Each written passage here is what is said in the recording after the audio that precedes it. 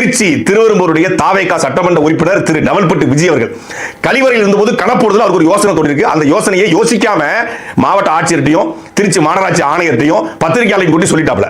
அதாவது அவரை நிறைய பேர் கிண்டல் பண்ணாங்க. உண்மையிலே அவர் யோசிச்சிருக்காரு பாருங்களேன். இங்க மலை இருக்குங்க, குப்பை மலை போல இருக்கு.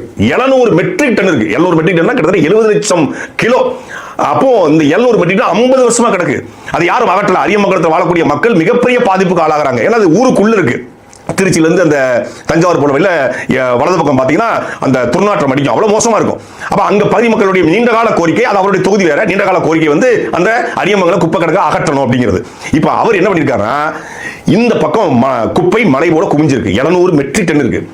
இந்த பக்கம் பாத்தீங்கன்னா துவாக்குடி பக்கத்துல 1300 அடி 250 அடி நீளத்துல மிகப்பெரிய கல்குவாரிகள், பயனில்லாத செயல்படாத கல்குவாரிகள் இருக்கு. இங்க குழி இருக்கு, இங்க மேடு இருக்கு, இங்க குழி இருக்கு. இந்த மேட்டை கொண்டு போய் குளிக்கல வைக்க சொல்லிருக்காரு. இதுக்கு போய் கிண்டல் பண்றாங்க, இதுக்கு போய் அவரை விமர்சனம் பண்றாங்க. அந்த யோசனை யாருக்காவது வந்துச்சா?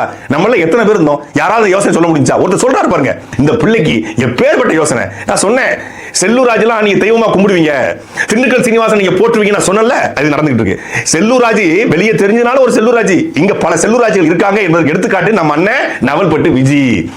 துவாக்குடியில வந்து பாறைக்குழி கிட்டத்தட்ட 1500 அடி 1200 அடி பள்ளம் இருக்கு. 200 அடி 300 அடின்னு பாத்தீங்கன்னா கீழே டெப்த் இருக்கு. அதுல கொண்டு போய் கொட்டிட்டோம்னு வச்சுங்களேன், இது யாருக்கும் எந்த பாதிப்பும் வர போறதில்ல. இதை விட சுற்றுச்சூழல் பாதிப்புலாம் அங்க வராது.